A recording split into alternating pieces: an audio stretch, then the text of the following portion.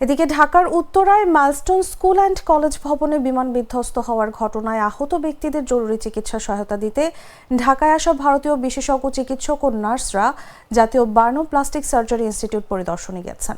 4 সদস্যের একটি বিশেষজ্ঞ চিকিৎসক দল বৃহস্পতিবার সকাল 8:30টার দিকে জাতীয় বার্ন ইনস্টিটিউটে পৌঁছান।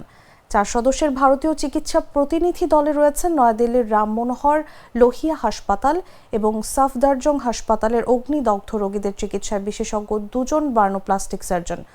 তাদের সঙ্গে আছেন 2 জন নার্স। জাতীয় বার্ন ইনস্টিটিউটের একাধিক কর্মকর্তা ও দায়িত্বরত আনসার সদস্যরা তাদের উপস্থিতি নিশ্চিত করেছেন। একই সময় সিঙ্গাপুর থেকে আসা আরেকটি চিকিৎসক দলও সেখানে প্রবেশ করেছেন বলে জানান তারা। মৃত্যুবরণ করেছে, তাদের মধ্যে 25 জন। বান্ডেল থাকলে প্রতি সেনমানিতে টাকা বাঁচবে। বিকাশ সেনমানি বান্ডেল কিনে জিতুন প্রতি লেনদেনে।